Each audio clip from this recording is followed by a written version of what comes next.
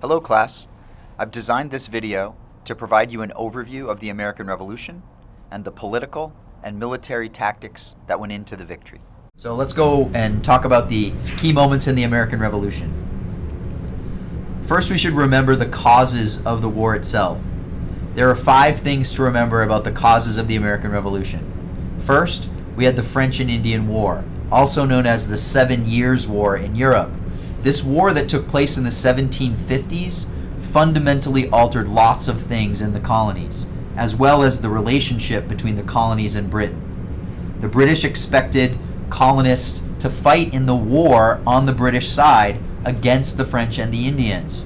As a result, a lot of have-not colonists were ripped away from their families, and their families were the ones facing the brunt of Indian attacks out on the frontier.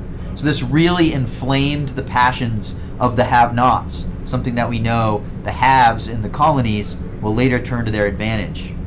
We also know that certain members of the colonial population ended up fighting in the French and Indian War on the British side and learned a lot about battle strategy, George Washington being the best example. He learned how to be a general during the French and Indian War. But the most important impact, I would say, of the French and Indian War was the debt that accumulated as a result. Because the British government had so many debts to pay off, they had no choice after the war but to raise taxes on the colonists. And that's going to be the biggest mistake they make in ultimately causing the American Revolution. Second cause to remember is that the colonies were not Europe anymore. We had an enormous influx of immigrants over the course of 20 to 30 years in colonial history, from the early 1700s up to the 1750s. So if you look at that 50-year period, the colonies more than doubled in size. And these are people that are coming from all over, not just from England. So this new American society is not just a British society anymore. It contains lots of different religions, lots of different ethnic groups, and it really created a whole new situation in the colonies that the British just didn't understand anymore. Third, we know that the Enlightenment and the Great Awakening, as well as the Scientific Revolution, all of these new ways of thinking changed the way people looked at the relationship between government and religion and people who lived in society. So when you think about the Enlightenment, we're talking about people like John Locke, who argued everyone's born with life, liberty, and property. People like Voltaire, who said everyone's born with free speech rights. People like Montesquieu and Rousseau, who talked about the best kind of government to govern people is not a monarchy, but rather either a democracy or a government that has branches to protect different interests for different people in society. We also know that the Great Awakening was really desperately trying to hold people to religion, but more and more we saw people turning towards science. People like Sir Isaac Newton had revolutionized scientific thinking. The best American example, Benjamin Franklin, with his electricity experiments and his writings about scientific thought. So these 3 factors, the imperial conflict, the new society, and the different ways of thinking, laid the groundwork or created the soil that the final 2 factors are going to play into. And those final 2 factors, as we've talked about, were a combination of the British mistakes and the radical have politicians in the colonies who took advantage of those mistakes. So we know that the outbreak of the war really was a result of all 5 of these factors. The British start putting taxes in place, and as a result, people like Paul Revere, James Otis, Sam Adams, John Hancock, all who have something to gain by stirring up the have-nots, turn that anger against the British. The problem is, in creating this new idea of liberty, they've started a fire that they're really going to have a hard time controlling. So we know that the radicals have started this fire, this passion in the have-nots. They've turned that anger against the British, and we saw things like the Boston Massacre, the Boston Tea Party, these things where now blood is being spilled between colonists and the English or British government. So as we look at this, it's important to sort of look at what is the political and military overview of the Revolutionary War itself. So I'm going to try to break it down for you in a really simple way. First, let's talk about the politics of the revolution. And you can really break it down into 2 sort of factors or phases.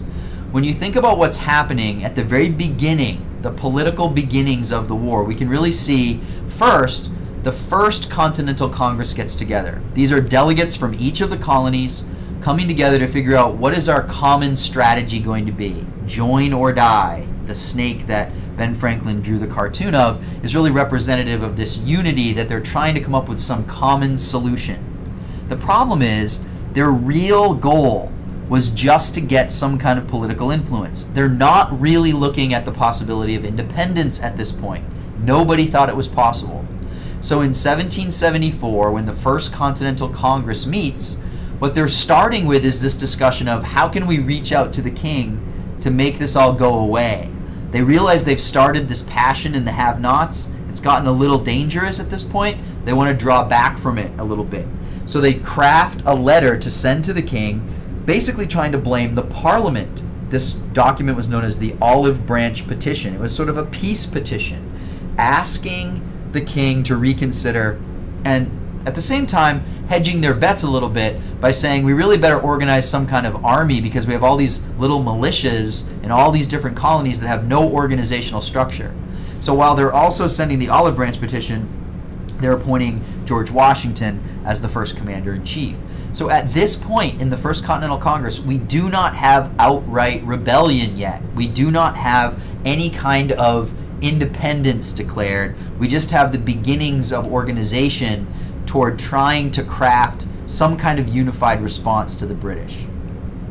What happens, though, is the British blunder into a blood feud. And in April of that year, in April of 1775, we have the battle at Lexington and Concord, where the British militia, heading out to sort of capture some rebel weapons, stumbles into a group of farmers. Whether or not they were fully sober or not is unclear, but we know that at this particular battle in April of 1775, we have what's known as the shots heard round the world, where no British casualties, except for a horse, really wipe out this colonial militia, later march over to Concord, have another battle with militia, but then the British have to march all the way back to Boston and get attacked by American colonists all along the way. So in April of 75, there's a fundamental change. No longer can we now negotiate. We've now got an actual war going on between two sides. And it's going to be really difficult at this point for the radical politicians to continue to control this fire. So they have to get back together and sort of figure out how to handle things. Before they can do that, though, they're faced with another problem. This former Brit, Thomas Paine, writes the Common Sense document in January of 76. And in January of 76, that's going to stir up the passions of the have-nots even more. So at the very moment when the haves are sort of at a loss for what to do now, how can we move forward?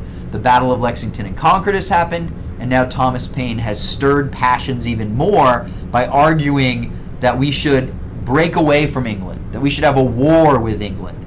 And a lot of common people read that document, and it really shaped public opinion.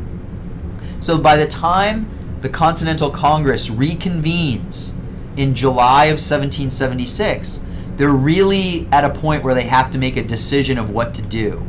Now keep in mind, from 1775 all the way through to January of 1776, or early 1776, we're losing battle after battle after battle. So 75, we have losses in Bunker Hill, Lexington and Concord. 76, we start having losses in New York and eventually all the way down through New Jersey. So we're losing the war that we haven't even actually declared yet. So when the Continental Congress in July of 76 decides it's time to declare independence, there really wasn't a whole lot to lose at that point. They had really lost control of everything that was happening. So when we think about this in comparison to what was happening in the military side of things, I really want you just to focus the battle timeline on really three key periods. So let's talk about 75 and 76 first.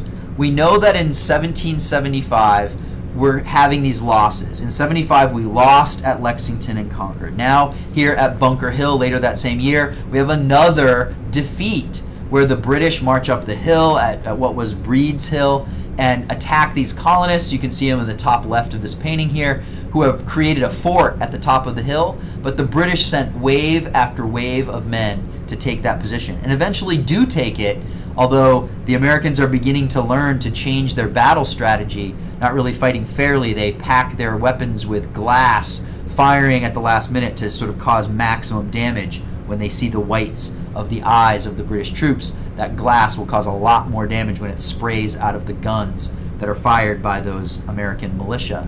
But again, the British win this battle. The Americans are forced to give up Boston, to let Boston go, and that even though the Americans are going to hold the high ground in Boston, they'll eventually force the British out of Boston. The British will leave and realize that they're going to have to attack in some other place. But ultimately, the Americans are losing battle after battle. So when we think about what happens throughout the rest of the summer of 1776, the Americans now realize the British are going to move on New York City. They've left Boston. They're going to go and attack New York City. So George Washington takes his new Continental Army and he heads down to New York to try to defend the city of New York from the British that he knows are going to come and attack. Now remember, we're before the Declaration of Independence here. So if you think from 1775 all the way through the summer of 76, the Americans are losing. They've managed to keep Boston, but now they have to regroup, go down to New York, and wait for the British to attack there. The British do, and quickly drive George Washington out. This is one of the great battles of the American Revolution, where we see the British style of battle, continental battle style, the line of troops, basically just crushed the American approach. They could not maintain that battle against the best and strongest army in the world. So George Washington's men literally run away from the battlefield. They escape from the battlefield and proceed throughout the fall of 76 to retreat all the way down the state, or what was then the colony of New Jersey, at the very end getting to Trenton and crossing the Delaware River to begin that winter of 1776. So when you think about the first phase of the war, the first phase of the war is 1775 through 1776, which is defeat after defeat for Washington and the Continental Army. They just can't fight the British. They can't beat them. They don't have the training, they don't have the supplies, they can't fight continental battle style. So phase one of the war is really a failure for the Americans. But that brings us to phase two, the turning point of the war, and that's going to be the year 1777. We start that in December of 76, when on Christmas Day, Washington decides to take this really audacious move, and fighting like Indians rather than continental battle style, he launches a sneak attack crossing the Delaware River on Christmas night in the middle of a blizzard to attack the British who are encamped at Trenton, not thinking there would ever be any kind of battle in the middle of winter, let alone on Christmas Day. So really make sure you note that this is a crucial turning point, because here on December 25th, 1776, George Washington changes strategy. He's not going to fight fair anymore. He's going to fight like a Native American. And by doing that, it's going to change everything. And the Americans are going to start winning the war instead of losing by playing the British game. So we know that he crosses the Delaware, attacks in Trenton on December 26, wins that battle, and follows it up on January 3rd of 1777 with one of the most important battles of the war, the Battle of Princeton, that happened less than a mile away from our campus. At the Battle of Princeton, we know that Washington again surprises the British troops, attacks them, lines up, and actually for one of the first times in the war, wins a traditional battle against the British, largely because he himself, George Washington, rides into battle to save the day after the death, or near death anyway, of General Mercer, who's stabbed 7 times with a bayonet, as depicted in this famous painting. We'll talk about this battle when we actually go to the battlefield. But if you look closely at this painting, you can actually see Princeton University in the sort of right middle of this painting in the background, where the battle took place not far from the campus. So again, another victory for Washington, and the British troops are really surprised that the Americans are able to do this. That victory in January is followed up in the fall of that same year with the Battle of Saratoga, where a group of Americans led by Horatio Gates, surrounds the British forces led by John Burgoyne, Gentleman Johnny, the guy who brought all of his furniture with him from England to carry through the woods of upstate New York. Horatio Gates and the others, Benedict Arnold, other Americans, surround the British, use the militia to their advantage, don't fight fairly, they surprise the British, and eventually Burgoyne surrenders at Saratoga. That surrender of thousands of British troops will radically change the war, because now France is going to come in on the side of the Americans. They actually believe America could win this war, and they're going to come in to help support the American cause, primarily by providing ships to blockade the British from assisting the ground troops. But we know now that 1777, so from December of 76 through to the fall of 77, we have a major turning point, because now the Americans are starting to win.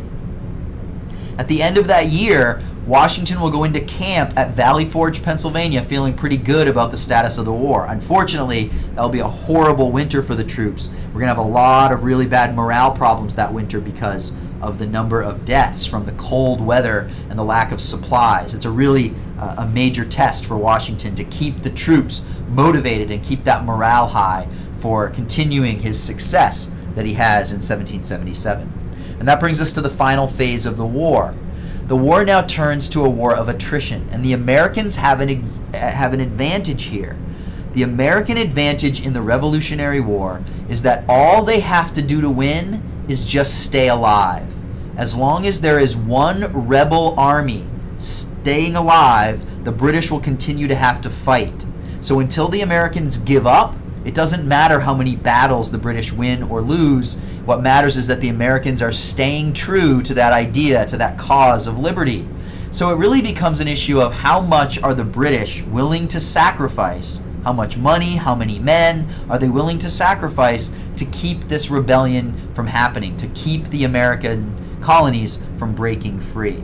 So it turns into a war of attrition, and the British realize they really have one hope left. They've really lost control of Boston. They've lost control of the New England colonies, really, even though they still have an army in New York City, even though they still feel like they can maintain some military control. They've really lost battle after battle, and they've surrendered a whole number of troops at the Battle of Saratoga. So they feel like one more chance would be for them to go and attack the South, where they feel there are a lot of actually loyalist people who live down there, because they looked at the South and saw these plantations, thinking that the South was a lot more like England.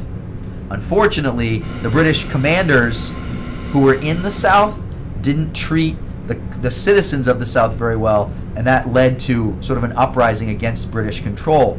There is a battle that really exemplifies this that happens in January of 1781, the battle at Cowpens, where we have Nathaniel Greene and his men really taking control of what happens here, and using to their advantage the fact that the British are really detested in the way that they are treating the American civilians. There's a really good example of that in the British commander Lord Tarleton, who is represented in the movie The Patriot as the guy who's sort of slaughtering women and children, and it really turns Southern people against the British. And the British suffer more losses here in the South. Here at the Battle of Cowpens, they're going to face Daniel Morgan, who does an incredible job, one of the best tactical military jobs of the entire war, tricking the British, dividing his army and surrounding them, really not playing fairly, as we've talked about before. So the Battle of Cowpens, another American victory, and really the final gasp of the British trying to take any kind of strategy here in the American Revolution.